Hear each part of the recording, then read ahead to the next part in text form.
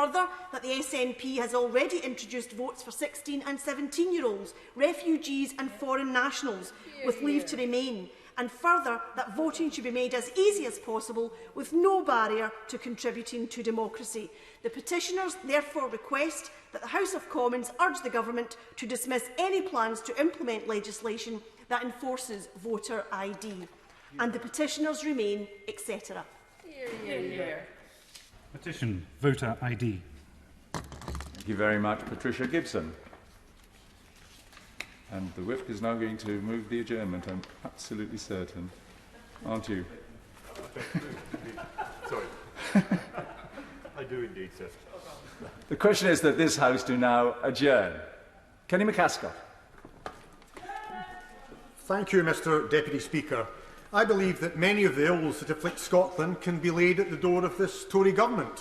One that hasn't been elected in Scotland, not for the 55 years of hurt experienced by English football fans, but for 65 years, longer than I've lived. Independence is therefore essential. But not all ills rest there, and some, along with our demons, such as alcohol and violence, can be and must be addressed by ourselves. The role of the Lord Advocate is one. The Lord Advocate and law officers, along with ministers, are part of Scotland's offices of state, enshrined in the Scotland Act 1998 that established the Scottish Parliament. It's why legislative change here is required. So I'm grateful for the opportunity to raise this, welcome the willingness of the UK Government to assist, and hope that urgency will now be shown by the Scottish Government. Scottish democracy badly requires it. Before the post of Secretary of State for Scotland was created, the Lord Advocate was the power in the land, and some were despotic indeed. The transportation of Thomas Muir and the hanging and beheading of Baird, Hardy and Wilson, the Scottish radicals and 1820 martyrs, are crimes that lie with them. Thankfully, the post evolved and became a purely legal role, but an anachronism was built in. For the post holder is both principal legal adviser to the Scottish Government, yet also head of the prosecution service, or the Crown Office as it's known. Now that's something neither replicated elsewhere in the United Kingdom, nor indeed in any modern democracy. Conflict of interest precluding it. In England and Wales, an Attorney-General advises government from within. Meanwhile, a head of prosecution service is both separate and independent from government. But not so in Scotland, and therein lies the problem. To be fair, apart from those despotic years, post holders, irrespective of political hue, and whether pre- or post-devolution, have acted with the impartiality expected. Modest steps were taken to mitigate the conflict of powers. Under Alex Salmond's administration, a convention was invoked that the Lord Advocate only appeared at Cabinet when legal advice was to be given and didn't participate in wider political debate. But the anachronism still lingered. Under Nicola Sturgeon's administration, it has been brutally exposed by both Scottish Government and Crown Office actions, and with the Lord Advocate straddling both. Change is now needed, and fast. Firstly, there's been an admission by the outgoing Lord Advocate of malicious prosecutions involving the administrators in the Rangers FC liquidation. That's unprecedented in Scotland, not just in recent years, but since those days of the early 19th century. Even south of the border, there have been none since 1999, and high-profile cases before, such as Winston Silcott and Daniel Morgan, were rare. It has caused alarm with the public and been of huge reputational damage in an organisation where impartiality is imperative. It has also caused consternation and anger within police and prosecution services, where the overwhelming majority of staff act without bias and free of any favour or prejudice. The reputation of the many has been traduced by a few. It was the former Lord Advocate's decision, and seeking to cast blame on his predecessor was shameful and inadequate. An inquiry, perhaps even by a non-Scottish judicial figure, has been promised. Additionally, there's the financial cost. Quantum of damages is for the court, but suggestions are the final bill could reach £60 or £80 million. This, in an organisation with an annual budget of £300 million, struggling to meet existing commitments. The price will be paid by Scottish taxpayers and the loss felt by hard-pressed Scottish public services. Secondly, and just as alarmingly, has been the role of the Lord Advocate and a coterie around him within the Crown Office in the Alex Salmond case and the fallout from it.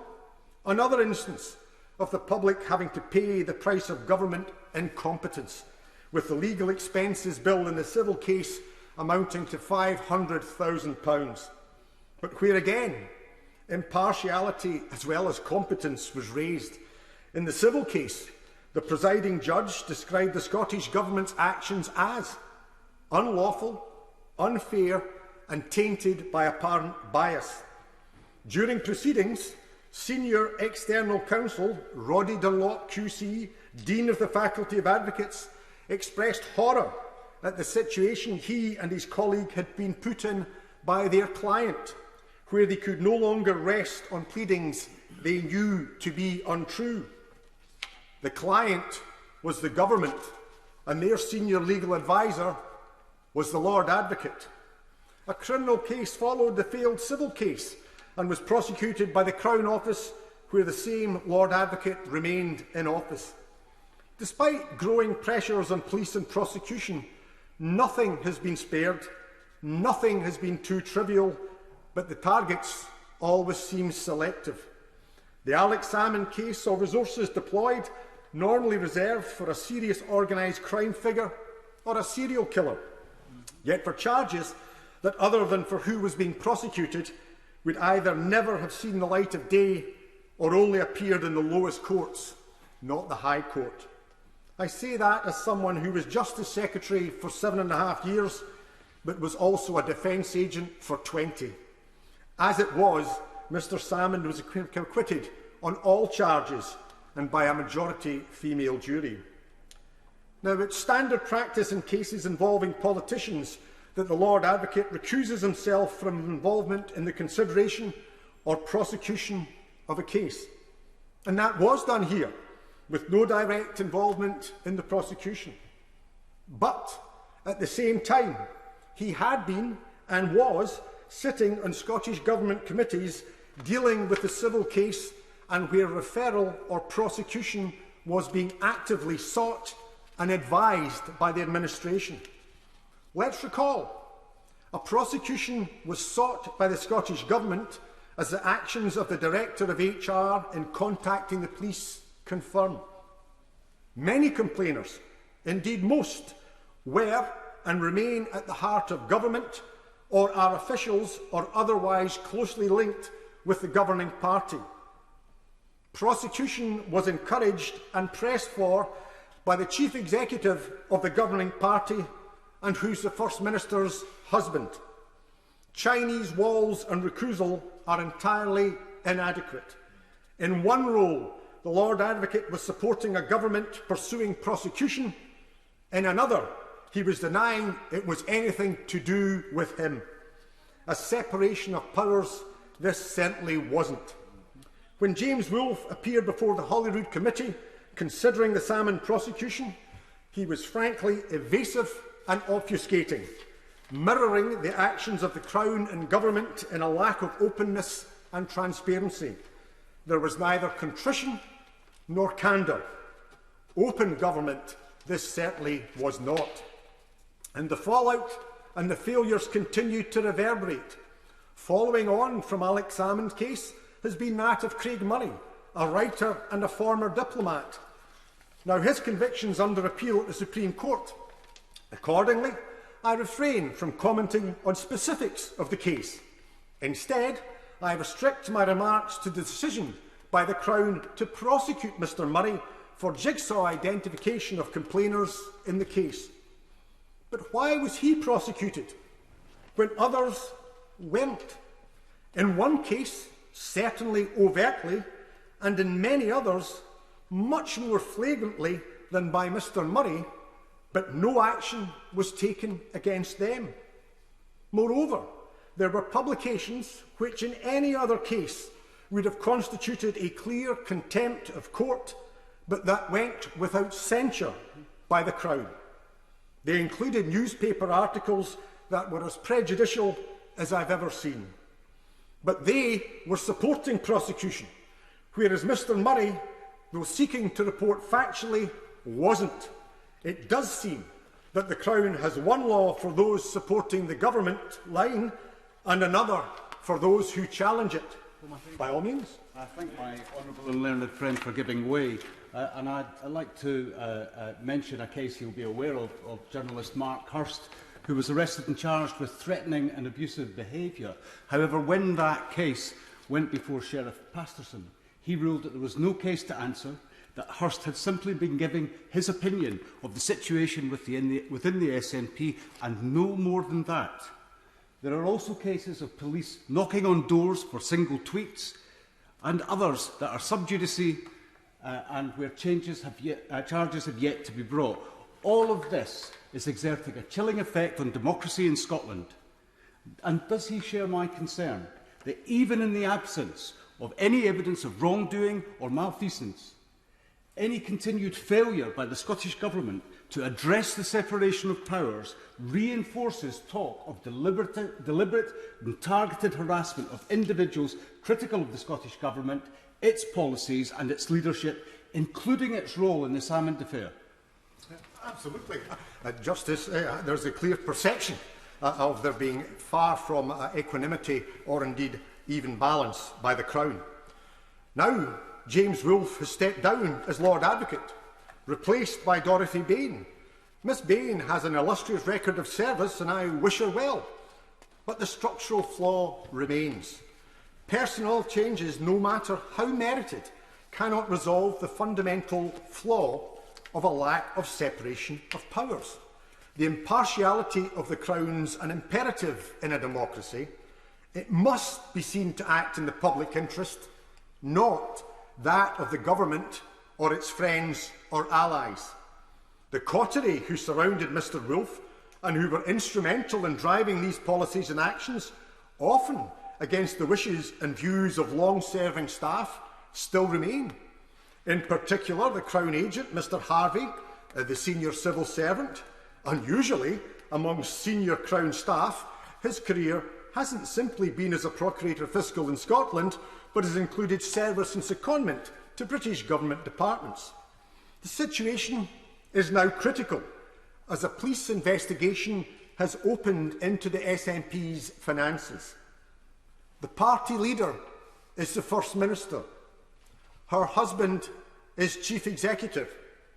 A situation, Mr Deputy Speaker, that would be intolerable in any public body or private company, or even in a bowling or social club in any Scottish town.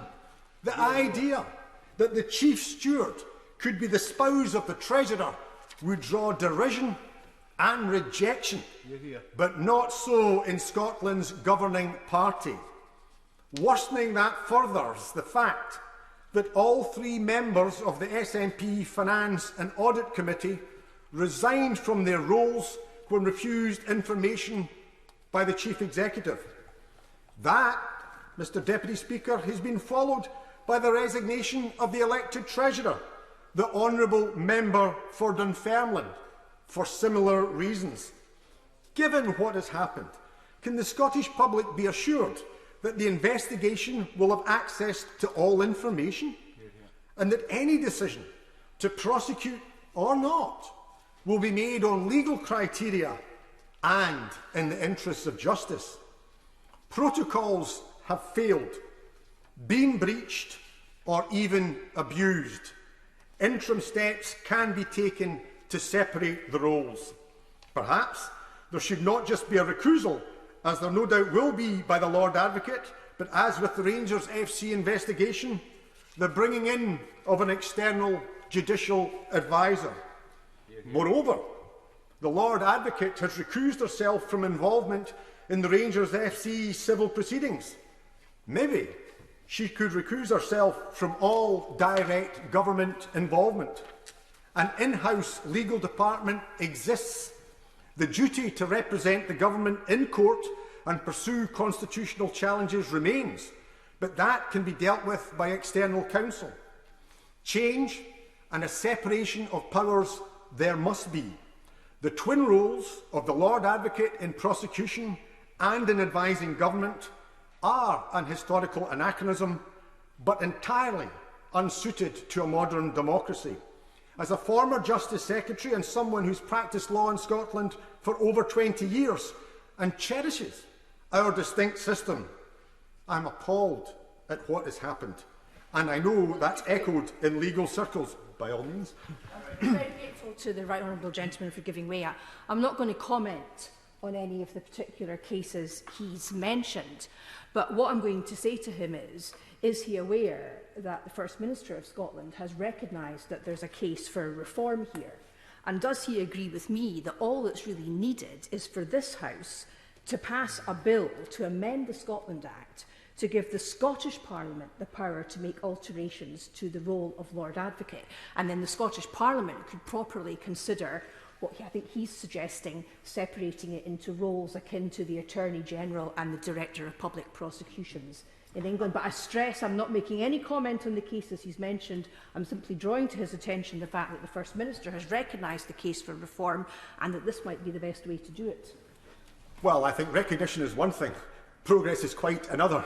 We are now in July. Holyrood is in recess. We have had an election and we are still to see any action other than rhetoric from the Scottish Government. It's entirely inadequate. But I do accept what the member says, that it should be for the Scottish Parliament to decide what the structure should be. It has to be a structure, I think, that will mirror most democracies south of the border or indeed elsewhere, but it should be for the Scottish Parliament, but they have to show greater willingness. So I call upon the Minister to engage with the Scottish Government as a matter of urgency so that changes can be made to the 1998 Act. Changes providing for a complete separation of powers between the head of the Prosecution Service and the senior government legal adviser. Every modern democracy does so, and so must Scotland. The failures have been too many and the risks are too great. For justice, Mr. Deputy Speaker, has not only to be done, but must be seen to be done. Thank you. Hear, hear. Minister.